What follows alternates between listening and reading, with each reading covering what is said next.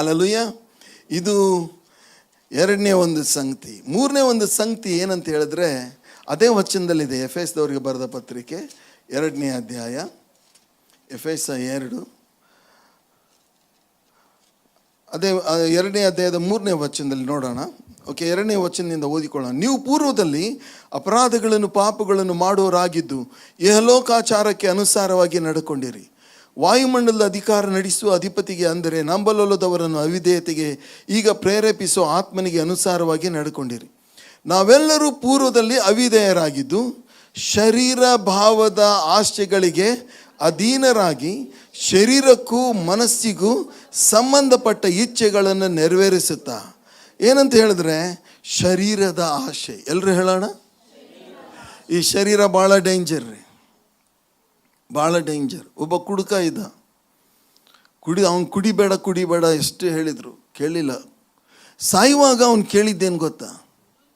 ಒಂದು ಸ್ವಲ್ಪ ಕುಡಿ. ನಮ್ಮ ಕಡೆ ಹೇಳಿದರು ಆ ಕುಡುಕ ಕುಡ್ದೇ ಸತ್ತ. ಆ ಕುಡುಕ ಏನು ಮಾಡಿದ? ಕುಡ್ದೇ ಸತ್ತ. ಎಂಥ ಮರಣ ನೋಡ್ರಿ ಪ್ರಿಯರೇ. ನಮ್ಮ ದೇಹದ ಆಸೆಗಳು, 108 ಆಸೆಗಳು ನಮಗೆ. ನಾವು ಪ್ರತಿ ಸರಿ ಅಮೆರಿಕಕ್ಕೆ ನಾವು ಹೋದಾಗ ಅಲ್ಲಿ ಟೈಮ್ ಸ್ಕ್ವೇರ್ ಅಂತ ಒಂದು ಸ್ಥಳ ಇದೆ. ಅಲ್ಲಿ ದೊಡ್ಡ ದೊಡ್ಡ ದೊಡ್ಡ ದೊಡ್ಡ ಕಟ್ಟಡಗಳಿವೆ, ಇಮಾರತುಗಳು, ಒಳ್ಳೆ ಅಂಗಡಿಗಳು, ಎಲ್ಲ ಅಡ್ವರ್ಟೈಸ್. ತುಂಬ ಜನ ಬೇರೆ ಬೇರೆ ದೇಶದಿಂದ ಎಲ್ಲ ಜನ ಬರ್ತಾರೆ. ನಾನು ಸುಮ್ಮನೆ ಹೋಗೋದಲ್ಲ, ಇದನ್ನೆಲ್ಲ ನೋಡಿ ಸ್ವಲ್ಪ ಹೊತ್ತು ರಿಲ್ಯಾಕ್ಸ್ ಮಾಡಿ ಬರೋದು. ಸೊ ಅಲ್ಲಿ ಅನೇಕ ಸುಂದರವಾದಂಥ ಅಂಗಡಿಗಳು ಸಹ ಎಲ್ಲ ಇದೆ. ಆಮೇಲೆ ತುಂಬ ಜನ ಬಂದು ಅಲ್ಲಿ ಸೋಷಿಯಲ್ ಆ್ಯಕ್ಟಿವಿಟೀಸ್ ಎಲ್ಲ ಮಾಡ್ತಾರೆ, ಡ್ಯಾನ್ಸ್ ಮಾಡೋದು, ಮ್ಯೂಸಿಕ್ಕು ಅದೆಲ್ಲ ನಡೀತದೆ. ಆದರೆ ಈ ಸಾರಿ ನಾನು ಹೋದಾಗ ಅಲ್ಲಿ ಎಲ್ಲಿ ಸುತ್ತಿದ್ರೂ ಸಹ ಒಂದೇ ಒಂದು ಸ್ಮೆಲ್, ಡ್ರಗ್ಸ್ ಸ್ಮೆಲ್. ಯಾಕೆ ಡ್ರಗ್ಸ್ ತಗೊಳ್ತಾ ಇದ್ದಾರೆ ಅಂತ ಹೇಳಿದ್ರೆ, ಮೊದಲು ಅಮೇರಿಕದಲ್ಲಿ ಡ್ರಗ್ಸ್ ತಗೊಳ್ಳೋದು ಬ್ಯಾನ್ ಆಗಿತ್ತು. ಇವಾಗ ಅವ್ರ ತಲೆ ಕೆಟ್ಟು ಏನು ಮಾಡಿದ್ದಾರೆ, ಹೋಗಯ್ಯ ತೊಗೊಂಡು ಹೋಗಿ ಹಾಳಾಗೋಗಿ ಅಂತ ಲೀಗಲ್ ಮಾಡಿಬಿಟ್ಟಿದ್ದಾರೆ. ಅದಕ್ಕೆ ಇವತ್ತು ಏನಂತ ಹೇಳಿದ್ರೆ, ಇವತ್ತು ಎಲ್ಲರೂ ಅಲ್ಲಿ ಹೆಚ್ಚಾದವರೆಲ್ಲ ಡ್ರಗ್ಸ್ ತಗೊಳ್ತಾರೆ. ಕುಡಿಯೋದು ತಿನ್ನೋದು ಇದೇ ನಮ್ಮ ಜೀವನ. ಹುಟ್ಟಿದ್ದು ಯಾಕೆ? ತಿನ್ನೋಕ್ಕೆ, ಕುಡಿಯೋಕ್ಕೆ. ತಿನ್ನೋಣ ಕುಡಿಯೋಣ, ಒಂದು ದಿವಸ ಸಾಯ್ತೀವಲ್ಲ ಅಂಥೇಳಿ ತಿಂದು ಕುಡಿದು ಸಾಯ್ತಾರೆ. ಪ್ರಿಯ ಸಹೋದರ ಸಹೋದರಿ, ಅದಕ್ಕಾಗಿ ದೇವರು ನಮ್ಮನ್ನು ಉಂಟು ಮಾಡಿಲ್ಲ. ದೇವರು ಅದ್ಭುತವಾದಂಥ ಉದ್ದೇಶಗಳನ್ನು ನನ್ನ ಜೀವನದಲ್ಲಿ ಇಟ್ಕೊಂಡು ಉಂಟು ಮಾಡಿದ್ದಾರೆ. ನೀನು ಕುಡಿದು ಸಾಯ್ಬೇಕಂತೇಳಿ ದೇವರು ನನ್ನನ್ನು ಉಂಟು ಮಾಡಿಲ್ಲ. ನೋಡ್ರಿ, ದೇವ್ರ ವಾಕ್ಯದಲ್ಲಿ ಮತ್ತಾಯನ ಬರೆಸುವಾರ್ತೆ 24ನೇ ಅಧ್ಯಾಯ 37ನೇ ವಚನ. ಮತ್ತಾಯ 24:37.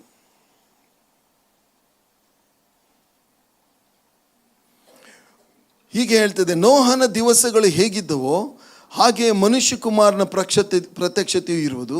ಹೇಗೆಂದರೆ, ಜಲಪ್ರಳಯಕ್ಕೆ ಮುಂಚಿನ ದಿನಗಳಲ್ಲಿ ನೋಹನು ನಾವೆಯಲ್ಲಿ ಸೇರಿದ ದಿನದ ತನಕ ಜನರು ಉಣ್ಣುತ್ತಾ ಕುಡಿಯುತ್ತಾ ಮದುವೆ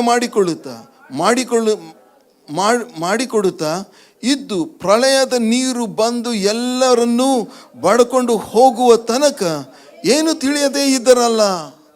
ಪ್ರಿಯರೇ, ದೇವರು ಎಲ್ಲ ಗಮನಿಸ್ತಾ ಇದ್ದಾರೆ. ಉಂಟು ಮಾಡಿದ ದೇವರು ನನ್ನನ್ನು ಚೆನ್ನಾಗಿ ಗಮನಿಸ್ತಾ ಇದ್ದಾರೆ. ನಾವು ಕೇವಲ ತಿನ್ನೋದಕ್ಕಾಗಿಯೇ ಹುಟ್ಟಿದವರಲ್ಲ. ಕೆಲವ್ರಿಗೆ ಏನಂತ ಹೇಳಿದ್ರೆ, ಇನ್ನೂ ಮಗು ಹೊಟ್ಟೆಯಲ್ಲಿ ಇರಬೇಕಾದ್ರೆ ಮದುವೆ ಚಿಂತೆ. ಗಂಡು ಹುಟ್ಟಿದರೆ ಇವಳನ್ನು ಮದುವೆ ಆಗೋದು, ಹೆಣ್ಣು ಹುಟ್ಟಿದರೆ ಇವನನ್ನು ಮದುವೆ ಆಗೋದು. ಇನ್ನು ಮಗು ಆಗಿಲ್ಲ. ಮಗು ಆಗೋಕ್ಕಿಂತ ಮುಂಚೆ ಮೊನ್ನೆ ನಾನು ಓದಿದೆ, ಒಂದು ಈ ಬೇಬಿ ಶಾವರ್ ಅಂತ ಫಂಕ್ಷನ್ ಮಾಡ್ತೀರಲ್ಲ ನೀವು, ಬೇಬಿ ಶಾವರ್ ಅಂತ ಒಂದು ಸೀಮಂತ ಕಾರ್ಯಕ್ಕೆ ಒಂದು ಊಟಕ್ಕೆ ಅವರು ಖರ್ಚು ಮಾಡಿದ್ದೇನೆಂದರೆ 70 ಲಕ್ಷ. 70 ಲಕ್ಷ ಒಂದು ಊಟಕ್ಕೆ ಖರ್ಚು ಮಾಡಿದ್ದಾರೆ. ಬೇರೆ ಬೇರೆ ದೇಶದಿಂದ, ಸೌದಿಯಿಂದ, ಬೇರೆ ಬೇರೆ ಕಡೆಯಿಂದ ಬಂದು ಒಬ್ಬೊಬ್ಬರು ಒಂದೊಂದು ರಾಗ ಹಾಡಿ, ಡ್ಯಾನ್ಸ್ ಮಾಡಿ, ಊಟ ಮಾಡಿ, ಕುಡಿದು. ಪ್ರಿಯ ಸಹೋದರ ಸಹೋದರಿ, ಇದನ್ನು ನೀವು ಕೇಳಿದಾಗ ನಿಮಗೂ ಏನು ಅನಿಸುತ್ತೆ?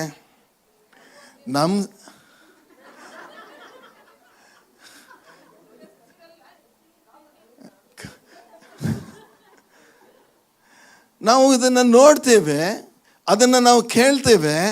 ನಾವು ವಾರ ಎಲ್ಲ ಒಂದು ಸರ್ತಿ ಒಬ್ಬ ದೇವ್ರ ಸೇವಕ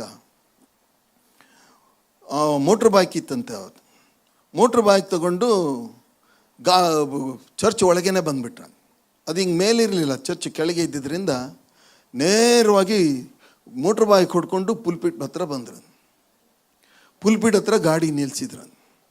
ಗಾಡಿ ನಿಲ್ಲಿಸ್ಬಿಟ್ಟು ಹಿಂದೆ ಡಿಕ್ಕಿ ಓಪನ್ ಮಾಡಿದ್ರಂತೆ. ಓಪನ್ ಮಾಡಿ ಎಲ್ಲ ಬಾಟಲ್ಸ್ ಎಲ್ಲ ಇದ್ವಂತೆ, ಒಳ್ಳೊಳ್ಳೆ ಕಾಸ್ಟ್ಲಿ ಡ್ರಿಂಕ್ಸ್. ಅದೆಲ್ಲ ತಕ್ಕೊಂಡು ಕಮಾನ್ ಮರಿಯಪ್ಪ, ಕಮಾನ್ ರಮೇಶ್, ಓಕೆ ಬನ್ರಿ ಎಲ್ಲರೂ ಕುಡಿಯೋಣ. ಸುಭಾಷ್ ಒಮ್ಮೆ ಕುಡ್ದಿಲ್ಲಲ್ಲ, ಇವಾಗ ಕುಡಿ. Okay come on everybody let us drink ಅಂತ ಹೇಳ್ತಾ ಇದ್ದಾನೆ. ಎಲ್ಲರಿಗೂ ಭಯ ಪಟ್ಕೊಂಡು ಸುಮ್ಮನೆ ಕುಂತ್ಬಿಟ್ಟು ತಲೆ ಕೆಳಗೆ ಹಾಕ್ಕೊಂಡು, ಇದೇನು ಪಾಸ್ಟ್ರ್ ಇವತ್ತು ಏನಾಗಿದೆ, ಹಿಂಗ್ಯಾಕೆ ಮಾಡ್ತಾ ಇದ್ದಾರೆ ಅಂತ. ಕಡೆ ಎಷ್ಟರಿಗೆ ಕೂಗಿದ್ರು ಯಾರೂ ಬರಲಿಲ್ಲ ಅಂತ. ಎಲ್ಲ ಚಿಲ್ಲರೆ ಅಮೌಂಟು ಇದರಲ್ಲಿ ಡಿಕ್ಕಿಯಲ್ಲಿ ಇದ್ದಿದ್ದನ್ನು ಎತ್ತಿ ಬೀಸಾಕಿ ಸ್ಟಾರ್ಟ್ ಮಾಡಿದ್ರಂತೆ, ಯಾರೂ ಬರಲಿಲ್ಲ ಅಂತ. ಕಡೆಗೆ ಹೇಳಿದ್ರಂತೆ, ಸೋಮವಾರದಿಂದ ಶನಿವಾರ ಇದೇ ತಾನೇ ನೀವು ಮಾಡೋದು, ಭಾನುವಾರ ಮಾತ್ರ ಶೇವ್ ಮಾಡಿಕೊಂಡು ಸ್ನಾನ ಮಾಡಿಕೊಂಡು ದೇವರಿಗೆ ಮೋಸ ಮಾಡ್ತೀರಾ. ಇಡೀ ವಾರ ಮಾಡೋದೇನು ಅದೇ, ಭಾನುವಾರ ಮಾತ್ರ ಏನು ದೇವ್ರ ಹತ್ರ ಬರಬೇಕಾದ್ರೆ ಶೇವ್ ಮಾಡಿಕೊಂಡು ಒಳ್ಳೆ ಬಟ್ಟೆ ಹಾಕ್ಕೊಂಡು, as if God is going to bother about our shave and our clothes. God is not bothered about our shave and our clothes, God is bothered about our life. ನಮ್ಮ ಜೀವನದ ಬಗ್ಗೆ ದೇವರು ಯೋಚಿಸ್ತಾರೆ, ನಮ್ಮ ಬಟ್ಟೆ ಬಗ್ಗೆ ಅಲ್ಲ. ಹಲ್ಲೆಲೂಯಾ. ಆದ್ದರಿಂದ ಪ್ರಿಯ ಸಹೋದರ ಸಹೋದರಿ, ತಿನ್ನೋದು ಕುಡಿಯೋದು ನಮ್ಮ ಜೀವನ ಏನಂದರೆ ಒಟ್ಟು ತಿನ್ನಬೇಕು, ಕುಡಿಬೇಕು, ಮಜಾ ಮಾಡಬೇಕು. ನಾನು ಕಾಲೇಜಲ್ಲಿ ಇದ್ದಾಗ ನನಗೆ ಅದೇ ಆಸೆ ಇತ್ತು. ಯಾಕೆ ಆಸೆ ಇತ್ತಂತಂದರೆ ನನ್ನ ಫ್ರೆಂಡ್ಸ್ ಎಲ್ಲ ಅದೇ ಮಾಡೋರು. ನಮ್ಮ ಫ್ರೆಂಡ್ಸು ಏನಂತ ಹೇಳಿದ್ರೆ, ನಮ್ಮ ಕಾಲೇಜಲ್ಲಿ ಯಾವನಾದರೂ ಒಂದೇ ಒಂದು ನೋಟ್ಬುಕ್ ಇಟ್ಕೊಂಡು ಕೈಯಲ್ಲಿ ಸಿಗರೇಟ್ ಇಟ್ಕೊಂಡು ಬಿದ್ದರೆ ಅವನು ಹೀರೋ. ಎಷ್ಟು ಜನ ಅದನ್ನು ಅನುಭವಿಸಿದ್ದೀರಿ? ಹಾಗೆ ಕಾಲೇಜಿಗೆ ಹೋಗೋರು, ನಮ್ಮ ಕಾಲದಲ್ಲಿರೋ ಕಾಲೇಜಿಗೆ ಯಾರನ್ನು ಬರ್ತಾ ಇದ್ದಂದರೆ ಅವನು ಒಳ್ಳೆ ಸಿಗರೇಟ್ ಸೇದ್ಕೊಂಡು ಬರ್ತಾ ಇದ್ರೆ ಎಲ್ಲರದು ಹೀರೋ ಅವನು. ಯಾಕೆ ಅವನೇನು ಮಾಡ್ತಾನೆ?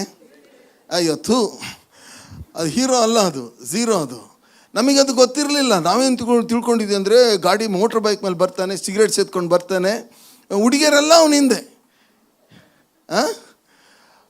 ಒಂದು ಸರಿ ಅದೇ ಹೊಗೆ ನೋಡ್ರಿ ಬೆಂಕಿ ಹತ್ಕೊಳ್ಳುತ್ತೆ, ಅವಾಗ ಗೊತ್ತಾಗುತ್ತೆ ಏನಂತ. ಪ್ರಿಯ ಸಹೋದರ ಸಹೋದರಿ, ಇವತ್ತು ದಾವೀದ ಒಂದು ಮಾತು ಹೇಳ್ತಾನೆ, ಅದನ್ನು ನಾವು ನೋಡೋಣ.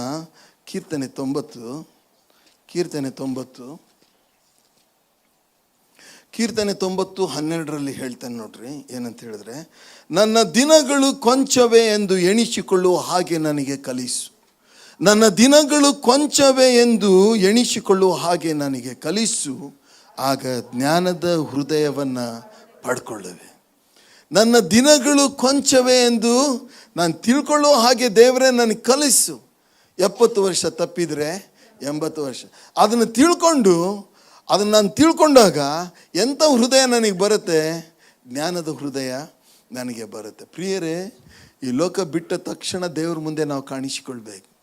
ದೇವರಿಗೆ ನಾವು ಲೆಕ್ಕ ಕೊಡಬೇಕು, ಹೇಗೆ ಜೀವಿಸಿದ್ವಿ ಅಂತ.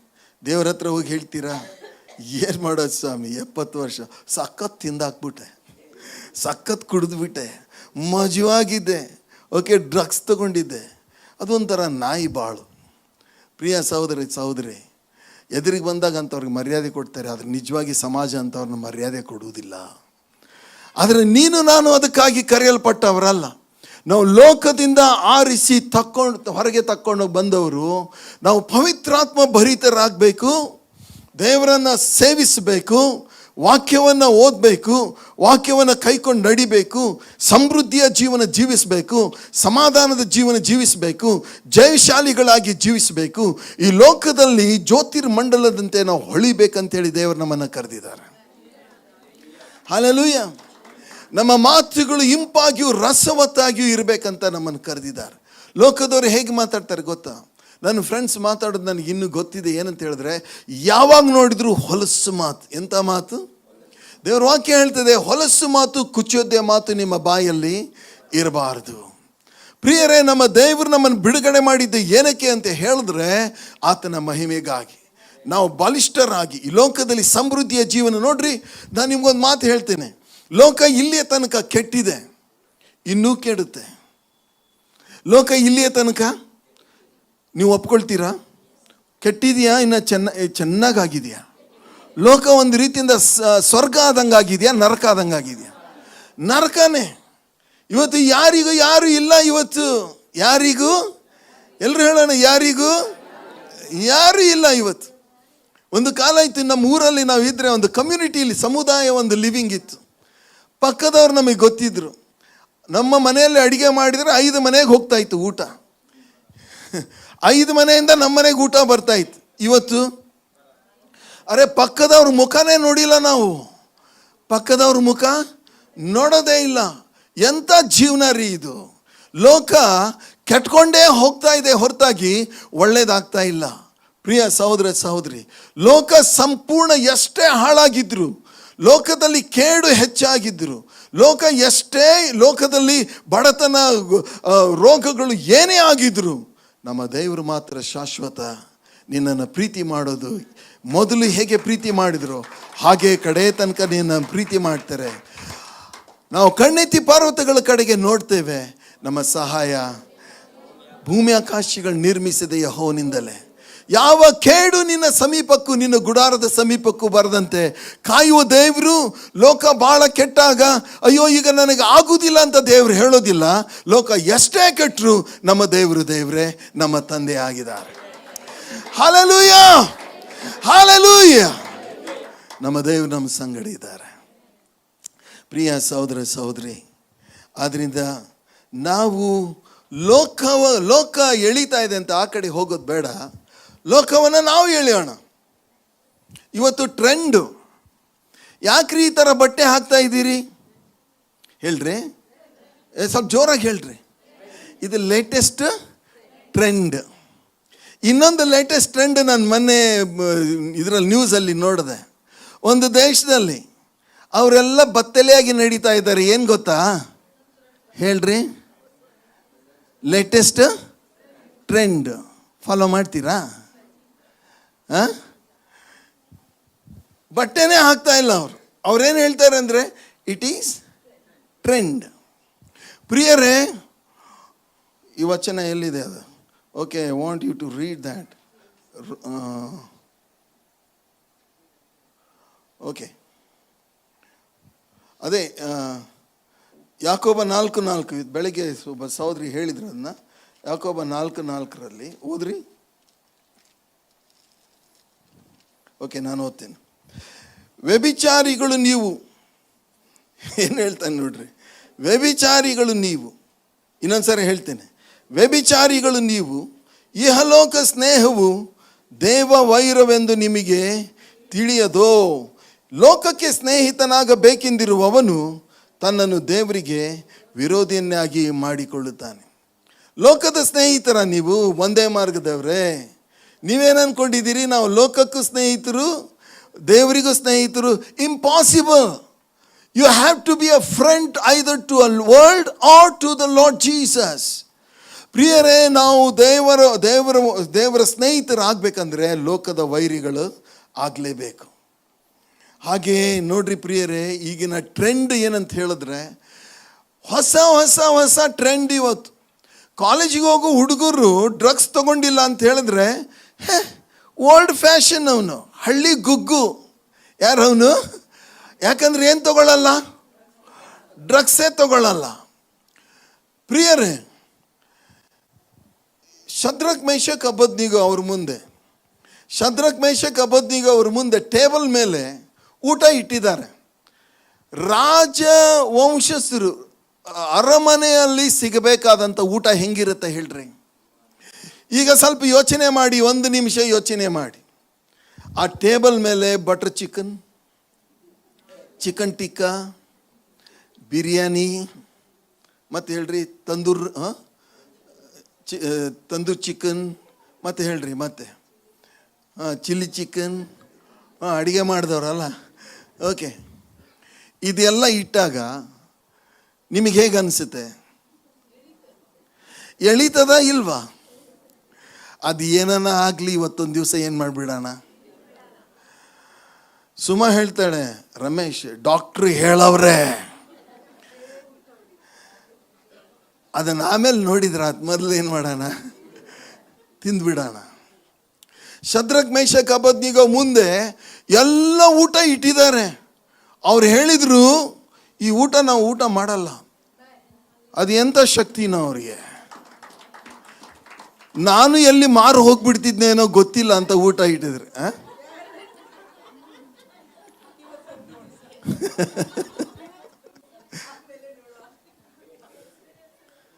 ಈಗ ಯಾರಿಗೂ ಏನು ಹೇಳಕ್ ಹೋಗ್ಬೇಡ ಸುಮ್ಮನೆ.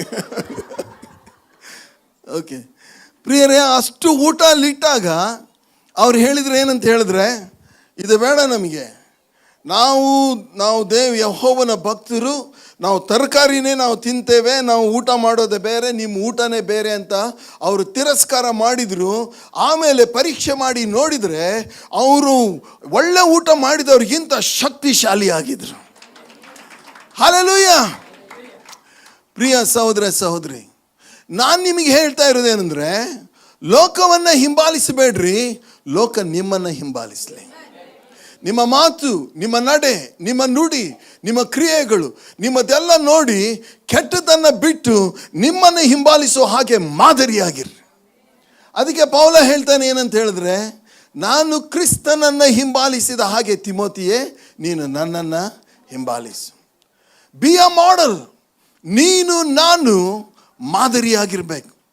ಅವರ ಮಾದರಿಯನ್ನು ಫಾಲೋ ಮಾಡೋಕ್ಕೆ ನಾವು ಇಲ್ಲಿಲ್ಲ, ನಮ್ಮನ್ನು ಫಾಲೋ ಮಾಡಿ ಅಂತ ಅವರನ್ನು ನಾವು ನಡೆಸಬೇಕು. ನಾವೇನು ಫಾಲೋ ಮಾಡ್ತಾ ಇದ್ದೇವೆ? ನಾವು ಕ್ರಿಸ್ತನನ್ನು ಹಿಂಬಾಲಿಸ್ತಾ ಇದ್ದೇವೆ. ನಾವು ಜಗಳ ಮಾಡೋದಿಲ್ಲ, ನಾವು ಲೋಕದ ಆಶೆಗಳಿಗೆ ನಾವು ಬೀಳೋದಿಲ್ಲ, ನಮ್ಮ ದೇಹಗಳನ್ನು ಲೋಕಕ್ಕೆ ನಾವು ಒಪ್ಪಿಸಿಕೊಡುವುದಿಲ್ಲ. ನಮ್ಮ ಮನೆಯಲ್ಲಿ ಸಮಾಧಾನ, ನಮ್ಮ ಮನೆಯಲ್ಲಿ ಸಂತೋಷ, ನಾವು ಒಬ್ರನ್ನೊಬ್ರು ಪ್ರೀತಿ ಮಾಡ್ತೇವೆ, ಒಬ್ರಿಗೊಬ್ರು ಸಹಾಯ ಮಾಡ್ತೇವೆ. ಇದನ್ನು ನೋಡಿ ಅವರು ಅದನ್ನು ಫಾಲೋ ಮಾಡಬೇಕೇ ಹೊರತು ನೀನು ನಾನು ಒಂದೇ ಮಾರ್ಗದವರೇ, ಅವರನ್ನು ಫಾಲೋ ಮಾಡಬೇಡ್ರಿ. Did you get the message? ಇದೇ ಇವತ್ತಿನ ಸಂದೇಶ ಪ್ರಿಯರೇ. ಈ ಲೋಕದಲ್ಲಿ ಇನ್ನೂ ಎಷ್ಟೊಂದಿದೆ. I didn't tell all that. Okay, ಎಫೆಸದವ್ರಿಗೆ ಬರೆದ ಪತ್ರಿಕೆ, ಬೇಗ ನಾವು ಹೋಗೋಣ. 2ನೇ ಅಧ್ಯಾಯದಲ್ಲಿ ಹೇಳ್ತೇನೆ, 2ನೇ ವಚನ. ನೀವು ಪೂರ್ವದಲ್ಲಿ ಅಪರಾಧಗಳನ್ನು ಪಾಪಗಳನ್ನು ಮಾಡೋರಾಗಿದ್ದು ಇಹಲೋಕಾಚಾರಕ್ಕೆ ಅನುಸಾರವಾಗಿ ನಡ್ಕೊಂಡಿರಿ.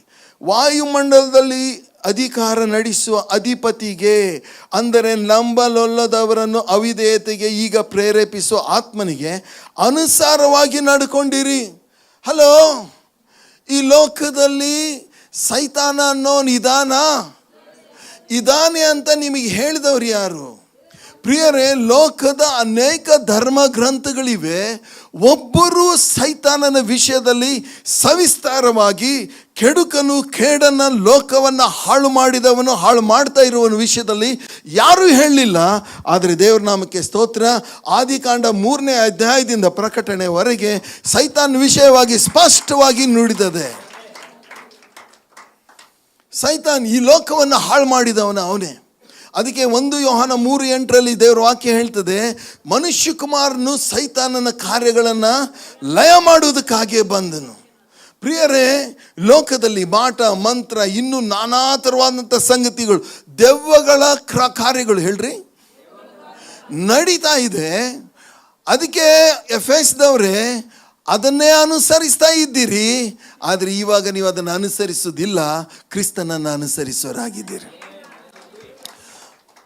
ಸೈತಾನನಿಗೆ ತಲೆ ಬರಹ ಕೊಟ್ಟಂತ ಯೇಸು ಏನು ತಲೆ ಬರಹ ಕೊಟ್ಟರು? ಸೈತಾನ ಯಾರು ಅಂತ ಹೇಳಿದವರೇ ಯೇಸು. ಸೈತಾನ ಕಳ್ಳ, ಆದಿಯಿಂದ ಕೊಲೆಗಾರ, ಮೋಸಗಾರ, ಸುಳ್ಳುಗಾರ. ಸೈತಾನ ಬರೋದು ನಿಮ್ಮನ್ನು ಹಾಳು ಮಾಡುವುದಕ್ಕಾಗಿ. ಯೋಹಾನ 10 ಹೇಳ್ತಾರೆ, ಕಳ್ಳನು ನಿಮ್ಮನ್ನು ಕದ್ದುಕೊಳ್ಳುವುದಕ್ಕೂ ಹಾಳು ಮಾಡೋದಕ್ಕೆ ಬರ್ತೇನೆ. ಪ್ರಿಯ ಸಹೋದರ ಸಹೋದರಿ, ಬೇರೆ ಯಾವ ಧರ್ಮಶಾಸ್ತ್ರ ನೀವು ಓದ್ರಿ, ಅದರಲ್ಲಿ ಸೈತಾನ್ ಬಗ್ಗೆ ಯಾರೂ ಏನು ಹೇಳುವುದಿಲ್ಲ. ನಿಮ್ಮನ್ನು ಈ ಲೋಕವನ್ನು ಹಾಳು ಮಾಡಿದಂಥ ಸೈತಾನ್ ವಿಷಯದಲ್ಲಿ ಸ್ಪಷ್ಟವಾಗಿ ಬೋಧಿಸಿದವರು ಯೇಸು ಸ್ವಾಮಿ. ಅಷ್ಟು ಮಾತ್ರವಲ್ಲ, ಸತ್ಯವೇದ ಸ್ಪಷ್ಟವಾಗಿ ಬೋಧಿಸ್ತದೆ. ಹಲ್ಲೆಲೂಯಾ. ಆದರೆ ಪೌಲ ಹೇಳ್ತಾನೆ, ಎಫೆಸದವರೇ, ಅವನನ್ನು ಹಿಂಬಾಲಿಸ್ತಾ ಇದ್ದೀರಲ್ಲ ನೀವು, ಅವನು ನಿಮ್ಮನ್ನು ಹಾಳು ಮಾಡ್ತಾ ಇದ್ದ. ಸೈತಾನನ್ನು ಕಟ್ಟಿ ಹಾಕೋ ಶಕ್ತಿ ಯಾರಿಗೂ ಇರಲಿಲ್ಲ. ಆದರೆ ಇವತ್ತು ಹಾಳು ಮಾಡುವವನ ಮೇಲೆ ದೇವರು ನಮಗೆ ಜಯ ಕೊಡುವುದು ಮಾತ್ರವಲ್ಲದೆ ಅವನ ಮೇಲೆ ನಮಗೆ ಅಧಿಕಾರ ಕೊಟ್ಟಿದ್ದಾರೆ. ಸೈತಾನನ್ನು ನೋಡ್ರಿ, ದೇವ್ರ ವಾಕ್ಯ ಹೇಳ್ತದೆ, ಲೂಕ 10:19-20 ಹೇಳ್ತದೆ, ಹಾವುಗಳನ್ನು, ಚೇಳುಗಳನ್ನು, ವೈರಿಯ ಸಮಸ್ತ ಬಲವನ್ನು ತುಳಿಯುವ ಅಧಿಕಾರ ನಿಮಗೆ ಕೊಟ್ಟಿದ್ದೇನೆ. ಹಲ್ಲೆಲೂಯಾ. ಸೈತಾನನ್ನು ಎದುರಿಸಿರಿ. ಲೋಕದವರು ಎದುರಿಸಿದರೆ ಹೋಗೋದಿಲ್ಲ, ಆದರೆ ದೇವರ ಮಕ್ಕಳಾದ ನೀವು ನಿಮ್ಮ ಜೀವನವನ್ನು ಹಾಳು ಮಾಡುವ, ನಿಮ್ಮ ಮನೆ ಹಾಳು ಮಾಡುವ, ನಿಮ್ಮ ಕುಟುಂಬವನ್ನು ಹಾಳು ಮಾಡುವ ವೈರಿ ಬಂದಾಗ, ಎಲ್ಲ ಸೈತಾನ ಯೇಸು ನಾಮದಲ್ಲಿ ನಿನ್ನನ್ನು ಬಂಧಿಸ್ತೇನೆ ಅಂತ ಹೇಳಿದಾಗ ಸೈತಾನ ಏನು ಮಾಡ್ತಾನೆ? ಓಡಿ ಹೋಗ್ತಾನೆ. ಹಲ್ಲೆಲೂಯಾ. ಒಂದು ಕಾಲದಲ್ಲಿ ಸೈತಾನಿಗೆ ಅಧೀನರಾಗಿದ್ರಿ, ಸೈತಾನ್ ಗುಲಾಮತಿಯಲ್ಲಿ ಇದ್ರಿ, ಸೈತಾನಿಂದ ಒತ್ತಡಕ್ಕೆ ಒಳಗಾಗಿದ್ರಿ, ಸೈತಾನ್ ನಿಮ್ಮನ್ನು ಹಾಳು ಮಾಡಿದ್ದ, ಕದ್ದುಕೊಂಡಿದ್ದ. ಆದರೆ ಅವನ ಮೇಲೆ ದೇವರು ಇವತ್ತು ನೀವು ಏನು ಕೊಟ್ಟಿದ್ದಾರೆ? ಅಧಿಕಾರ ಕೊಟ್ಟಿದ್ದಾರೆ. ಜೋರಾಗಿ ಚಪ್ಪಾಳೆ ತಟ್ಟ ಅವರಿಗೆ ಸ್ತೋತ್ರ ಸಲ್ಲಿಸಿ. ಕಡೆ ಮಾತು, ಇದನ್ನು ನಾನು ಇನ್ನೂ ತುಂಬ ಎಕ್ಸ್ಪ್ಲೈನ್ ಮಾಡ್ಬೋದಿತ್ತು, ಆದರೆ ಸಮಯ ಇಲ್ಲ. ಕಡೆ ಒಂದು ಮಾತು, ಅದನ್ನು ನಾವು ಅದೇ 3ನೇ ವಚನದಲ್ಲಿ ನಾವು ನೋಡ್ತೇವೆ. ಶರೀರ ಭಾವದ ಆಶೆಗಳಿಗೆ ಅಧೀನರಾಗಿ ಶರೀರಕ್ಕೂ ಮನಸ್ಸಿಗೂ ಸಂಬಂಧಪಟ್ಟ ಇಚ್ಛೆಗಳನ್ನು ನೆರವೇರಿಸ್ತಾ ನಡೆದು ಮಿಕ್ಕಾದವರಂತೆ ಸ್ವಭಾವ ಸಿದ್ಧವಾಗಿ ದೇವರ ಕೋಪಕ್ಕೆ ಗುರಿಯಾಗಿದ್ದೆವು. ಎಲ್ಲರೂ ಹೇಳೋಣ, ದೇವರ ಕೋಪಕ್ಕೆ. Hello hello hello. ದೇವರಿಗೆ ಕೋಪ ಬರ್ತದ? ದೇವರಿಗೆ ಕೋಪ ಬರ್ತದ? ನಿಮಗೆ ಹಿಂಟ್ಸ್ ಕೊಡ್ತೀನಿ. ಆದಿಕಾಂಡದಲ್ಲಿ 3ನೇ ಅಧ್ಯಾಯದಲ್ಲಿ ನಾವು ನೋಡ್ತೇವೆ, ಮನುಷ್ಯ ಪಾಪ ಮಾಡಿದ ತಕ್ಷಣ ದೇವರು, ಪಾಪ ಮಾಡಿದ್ಯಪ್ಪ, ಇರಲಿ ಬಿಡು ಅಂದ್ರ. ದೇವರು, ಪಾಪ ಮಾಡಿದ್ಯಪ್ಪ, ಇರಲಿ ಆದಾಮಪ್ಪ, ಏನು ತೊಂದರೆ ಇಲ್ಲ ಅಂತ ಹೇಳಿದ್ರಾ? ಇಲ್ಲ. ಆದಾಮನಿಗೆ ಆವತ್ತೇ ನ್ಯಾಯ ತೀರಿಸಿದ್ರು, ಆವತ್ತೇ ಸೈತಾನ್ಗೆ ಜಡ್ಜ್ಮೆಂಟ್ ಕೊಟ್ಟರು, ಆವತ್ತೇ ಸ್ತ್ರೀಗೂ ಜಡ್ಜ್ಮೆಂಟ್ ಕೊಟ್ಟರು. ಯಾಕಂದರೆ ದೇವರು ಪಾಪಿಗಳನ್ನು ಪ್ರೀತಿ ಮಾಡ್ಬೋದು, ಅದರ ಪಾಪವನ್ನು ಸಹಿಸೋದಿಲ್ಲ. 6ನೇ ಅಧ್ಯಾಯಕ್ಕೆ ಬಂದಾಗ ದೇವ್ರು ಹೇಳ್ತಾರೆ, ಮನುಷ್ಯ ಯೋಚನೆ ಮಾಡೋದು ಎಲ್ಲ ಕೆಟ್ಟದಾಗಿದೆ ಅಂತ ಹೇಳಿ ಎಲ್ಲ ಮನುಷ್ಯರನ್ನು ನಿರ್ನಾಮ ಮಾಡ್ತೀನಿ ಅಂತ ದೊಡ್ಡ ಜಲಪ್ರಳಯ ಕಳಿಸಿದ್ರು. ದೇವರು ನ್ಯಾಯಾಧೀಶರ ಪ್ರಿಯರೇ, ಒಂದು ವೇಳೆ ದೇವರು ನ್ಯಾಯಾಧೀಶನ ಆಗಿ ನ್ಯಾಯ ತೀರಿಸಲಿಲ್ಲ ಅಂದರೆ ಅವರು ದೇವರೇ ಅಲ್ಲ. ಒಬ್ಬ ಜಡ್ಜ್ ಇದ್ದಾನಂತ ಹೇಳಿದ್ರೆ, ಅವನ ಜಡ್ಜು ಅವನ ಕೆಲಸ ಏನಂತ ಹೇಳಿದ್ರೆ ಜಡ್ಜ್ಮೆಂಟ್ ಕೊಡಲೇಬೇಕು. ತಪ್ಪು ಮಾಡಿದವರಿಗೆ ಶಿಕ್ಷೆ ಕೊಡಲೇಬೇಕು. ಕೊಡದೇ ಇದ್ರೆ ಅವನು ಜಡ್ಜಾ ಅಲ್ಲ, ಅವನು ನ್ಯಾಯಾಧೀಶ ಅಲ್ಲ. ಆದರೆ ನಮ್ಮ ದೇವರು ನ್ಯಾಯಾಧೀಶರು. ಇವತ್ತು ಪಾಸ್ಟರ್ ನವೀನ್ ಆಗಲಿ, ನೀವಾಗಲಿ, ಯಾರೇ ಆಗಲಿ, ನಮಗೆ ನ್ಯಾಯ ತೀರಿಸಲೇಬೇಕು. ನಾನು ತಪ್ಪು ಮಾಡಿದರೆ ನನಗೆ ಶಿಕ್ಷೆ ಕೊಡಲೇಬೇಕು. ಪ್ರಿಯರೇ, ಶಿಕ್ಷೆ ಅನ್ನುವಂಥದ್ದು ಹಾಗೆ ಮುಂದುವರಿಯಿತು. ನಾವು ಮುಂದೆ ನೋಡ್ತೇವೆ, ಸೊದೋಮ್ ಗೊಮೋರದ ಮೇಲೆ ದೇವರು ಹೇಳ್ತಾರೆ, ಅಬ್ರಾಹಂ ಪ್ರಾರ್ಥನೆ ಮಾಡಿದ, ಸ್ವಾಮಿ ಕಡೆಗೊಂದು 5 ಜನ ಇದ್ರೆ ಬಿಡ್ತೀಯಾ ಅಂತ ಕೇಳಿದರು. ಯಾರು? ಅಬ್ರಾಹಂ. ದೇವರು ಹೇಳಿದರು, 5 ಜನ ಇದ್ದರೂ ಬಿಡ್ತಿದ್ದೆ, 5 ಜನನೂ ಇಲ್ಲ. ಆದ್ದರಿಂದ ಸೊದೋಮ್ ಗೊಮೋರದ ಮೇಲೆ ಬೆಂಕಿ ಗಂಧಕಗಳು ಉರಿಯುವ ಮಳೆಯನ್ನು ಸುರಿಸಿ ಅದನ್ನು ನಾಶ ಮಾಡಿದರು.